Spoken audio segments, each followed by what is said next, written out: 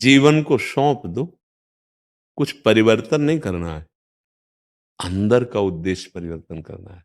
अपने को भगवत सहारे कर दो। हे प्रभु, हमें तो कुछ पता नहीं था, आपने सुनवाया।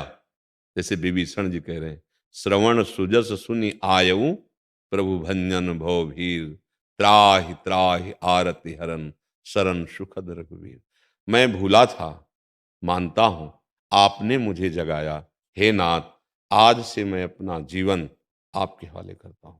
अंदर की बात कह रहे हैं, अगर हृदय से रखोगे तो फिर वो किसी न किसी रूप में आपको संभालते रहेंगे। जब कहीं भक्त को कोई संकट होता है और कोई बचाने वाला नहीं होता, वो कोई न कोई रूप रख के आ जाते हैं और सहयोग करते हैं। एक बार वो आर्त भाव से जब शरणागत हो जाता है, तो अपिचेत सुदुराचारो भजते माम अनन्य भाग, साधुरेव समंतव्या सम्यक व्यवसिता हिसा। वो चाहे जितना बड़ा दुराचारी रहा हो, भगवान कहते हैं, केवल हृदय से स्वीकार कर लिया कि प्रभु गलती हो गई, आपके सिवा कोई मुझे क्षमा करने वाला नहीं है। प्रभु, आपके सिवा कोई मुझे अपना मानने वाला नहीं। नाथ, मैं आपका, भगवान संभाल लिए। उसी को चौपाई में गोस्वामी जी कह रहे हैं, जो नर होई चराचर द्रोही, आवे सब है शरण तकी मोही।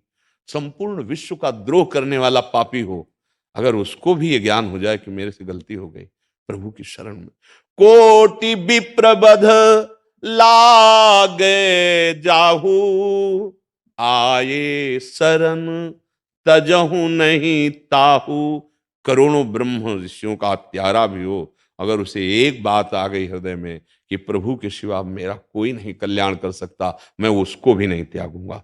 भगवान के वचन हैं, भगवान के। तो हम अगर हृदय से शरण हो जाए, तो भगवान जैसे अर्जुन का रथ की बागडोर पकड़ ली, मेरे जीवन की बागडोर पकड़ लेंगे, पक्का, निश्चित समझो।